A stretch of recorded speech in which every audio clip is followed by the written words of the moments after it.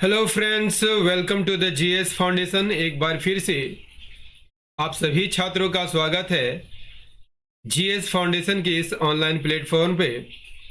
और आज के सेशन में हम लोग करने वाले हैं हिस्ट्री की क्लास। और हिस्ट्री की क्लास में हम लोग देखेंगे महत्वपूर्ण प्रश्नों को विथ फुल एक्सप्लेनेशन।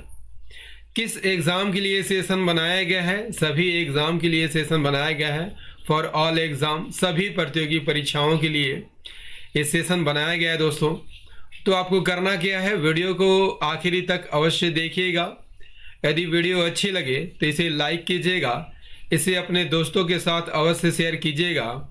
और यदि आप भी इस चैनल पर नए हैं और अभी तक चैनल को सब्सक्राइब नहीं किया है तो ज़रूर सब्सक्राइब कर लीजिएगा, बेल आइकन को प्रेस कर लीजिएगा।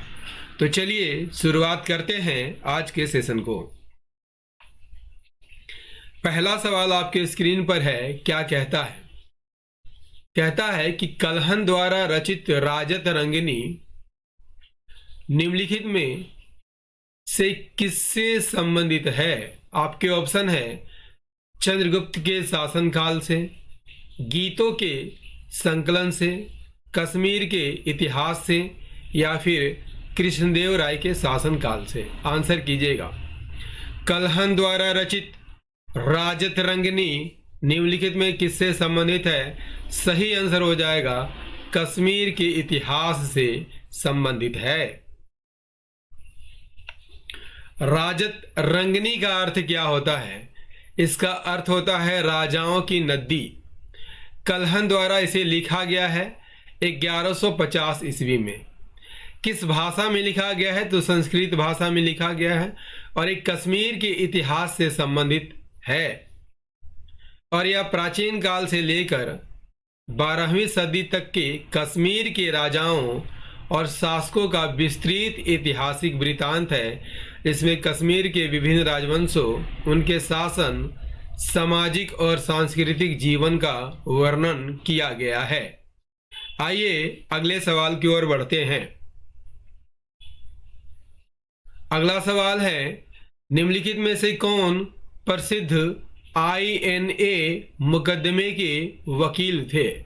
सुभाष चंद्र बोस, राजगोपालाचारी, अरुणा आसफ अली या भोला भाई देसाई? तो याद कर लीजिएगा दोस्तों, प्रसिद्ध INS मुकदमे के मेन वकील भोला भाई देसाई थे। यहाँ पर सही आंसर हो जाएगा ऑप्शन डी। भोला भाई देसाई प्रमुख वकील थे जिन्होंने INA अधिकारियों जैसे शाहनवाज खान, प्रेम कुमार सहगल और गुरुबख्श ढीलों के बचाव का नेतृत्व किया था और जनता की सहानुभूति हासिल करने में महत्वपूर्ण भूमिका निभाई थी। उनके साथ अन्य वकील कौन कौन थे? आसफ अली, तेज बहादुर सप्रू, KN काटजू और जवाहरलाल नेहरू। यह मुकदमा नवंबर 1945 में दिल्ली के लाल किला में शुरू हुआ था और INA सैनिकों के खिलाफ ब्रिटिश सरकार द्वारा राजद्रोह के आरोप में चलाया गया था, जिसने स्वतंत्रता आंदोलन को और कमजोर किया था।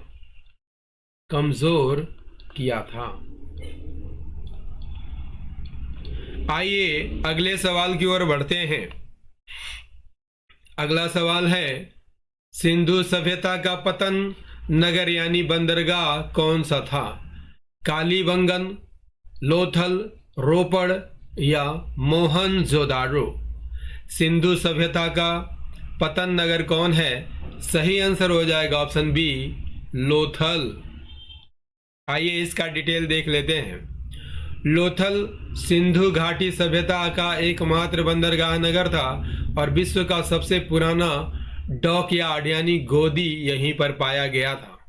यह आधुनिक गुजरात में साबरमती नदी की एक सहायक नदी भोगवा नदी के किनारे स्थित था और यह पश्चिम एशिया और अफ्रीका के साथ व्यापार के लिए एक महत्वपूर्ण व्यापारिक केंद्र था। आइए अगले सवाल की ओर बढ़ते हैं। अगला है हड़प्पा के मिट्टी के बर्तनों पर सामान्यतः किस रंग का उपयोग हुआ था? लाल, नीला हरा, पांडु या नीला? हड़प्पा के मिट्टी के बर्तनों पर सामान्यतः किस रंग का प्रयोग हुआ था? सही आंसर हो जाएगा लाल रंग का प्रयोग हुआ था। ऑप्शन ए यहां पर सही आंसर हो जाएगा। हड़प्पा के मिट्टी के बर्तनों पर सामान्यतः लाल रंग का प्रयोग हुआ था। इस पर काले रंग के डिजाइन बनाए जाते थे, लेकिन बर्तन लाल, काले, हरे और कभी कभी सफेद और पीले रंगों के संयोजन में भी मिलते थे। नेक्स्ट क्वेश्चन, हड़प्पा कालीन स्थलों में अभी तक किस धातु की प्राप्ति नहीं हुई है? तांबा, स्वर्ण, चांदी या लोहा? सही आंसर हो जाएगा लोहे की प्राप्ति नहीं हुए थे। हड़प्पा कालीन स्थलों में लोहा धातु की प्राप्ति नहीं हुई थी, क्योंकि यह एक कांस्य युगीन सभ्यता थी और यहाँ के लोग तांबा, कांसा, सोना और चांदी जैसे धातुओं से परिचित थे, लेकिन लोहे से परिचित नहीं थे। लोहे का उपयोग उत्तर वैदिक काल से शुरू हुआ था। नेक्स्ट कर लीजिए। और सेशन कैसा लग रहा है दोस्तों, कमेंट करके ज़रूर बताइएगा, क्योंकि अच्छा चीज़ हमेशा आपको करते रहना चाहिए। भारत के राज्य चिन्ह में प्रयुक्त होने वाले शब्द सत्यमेव जयते किस उपनिषद से लिए गए हैं? मुंडक उपनिषद, कठ उपनिषद, इस उपनिषद या बृहदारण्यक उपनिषद? भारत के राज्य चिन्ह में प्रयुक्त होने वाले शब्द सत्यमेव जयते मुंडक उपनिषद से लिए गए हैं। राइट आंसर हो जाएगा ऑप्शन ए। भारत के राज्य चिन्ह में प्रयुक्त सत्यमेव जयते शब्द मुंडक उपनिषद से लिए गए हैं, जिसका अर्थ है सत्य ही विजय होती है, सत्य की विजय होती है। यह मुंडक उपनिषद के एक मंत्र का अंश है जो अथर्ववेद से संबंधित है। इसे 26 जनवरी 1950 को भारत के राष्ट्रीय आदर्श वाक्य के रूप में अपनाया गया था। आइए नेक्स्ट सवाल करते हैं। नेक्स्ट है, योग्य दर्शन के प्रतिपादक कौन है? पतंजलि, गौतम, जैमिनी या शंकराचार्य? राइट आंसर हो जाएगा योग दर्शन के प्रतिपादक पतंजलि थे। आइए इसका डिटेल देखते हैं और अन्य ऑप्शन को खंगालते हैं। पतंजलि की बात करते हैं तो योग दर्शन के प्रणेता और योग सूत्र के रचयिता हैं, जो योग के सिद्धांतों का व्यवस्थित वर्णन करते हैं। गौतम की बात करते हैं तो ये न्याय दर्शन के प्रतिपादक हैं। जैमिनी मीमांसा दर्शन के प्रतिपादक है, जबकि शंकराचार्य अद्वैत वेदांत के प्रमुख प्रतिपादक माने जाते हैं। नेक्स्ट करते हैं, अध्यात्म ज्ञान के विषय में नचिकेता और यम का संवाद किस उपनिषद से प्राप्त होता है? बृहदारण्यक उपनिषद, छंदोग्य उपनिषद, कठोपनिषद या केन उपनिषद? राइट आंसर हो जाएगा Chandogya Upanishad is the right answer, option B. अध्यात्म ज्ञान के विषय में नचिकेता और यम का संवाद कठोपनिषद से प्राप्त होता है। कठोपनिषद कृष्ण यजुर्वेद का एक उपनिषद है और इसमें आत्मा, ब्रह्मा और मृत्यु के बाद के रहस्यों पर गहन चर्चा की गई है।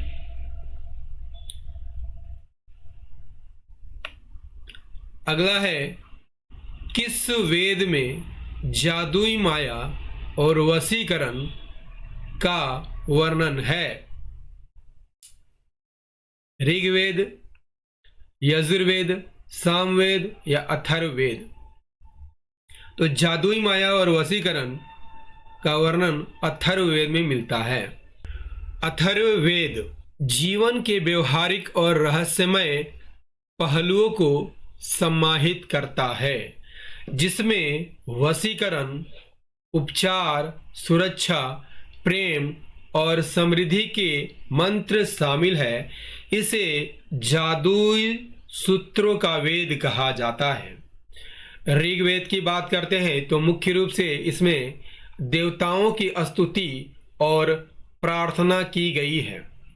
यजुर्वेद यज्ञ और अनुष्ठानों के मंत्रों से संबंधित है, जबकि सामवेद संगीत और गायन से संबंधित है। नेक्स्ट करते हैं 16 महाजनपदों की सूची उपलब्ध है। महाभारत में, अंगुत्तर निकाय में, उद्यन द्वारा रचित संयुक्त निकाय में 16 महाजनपदों की सूची उपलब्ध है अंगुत्तर निकाय में। अंगुत्तर निकाय की बात करते हैं तो यह सूत पिटक का चौथा भाग है। इसमें 16 महाजनपदों का उल्लेख है। 16 महाजनपदों में काशी, कौशल, अंग, मगध, वज्जी, मल, छेदी, वत्स, कुरु, पंचाल, मत्स्य, सूरसेन, अस्मक, अवंती, गंधार और कंबोज थे। अगला करते हैं सिकंदर की भारत में सफलता के निम्न कारण थे। भारत में तब तक कोई केंद्रीय सत्ता नहीं थी, बिल्कुल सही है। उसकी सेना श्रेष्ठ प्रकार की थी, ये भी कथन सही है। उसे देशद्रोही भारतीय शासकों का सहयोग मिला, ये भी कथन यहाँ पर सही है। वह एक अच्छा प्रशासक था, ये भी कथन सही है। तो राइट आंसर हो जाएगा ऑप्शन डी 1, 2, 3, 4।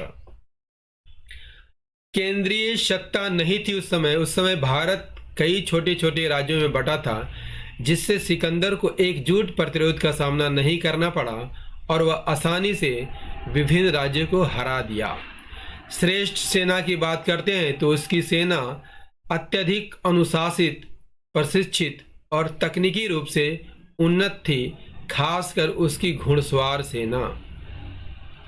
देशद्रोही शासकों का सहयोग, आम्भी जैसे कई स्थानीय शासकों ने सिकंदर का साथ दिया, जिससे उसे स्थानीय समर्थन और संसाधन मिल गया।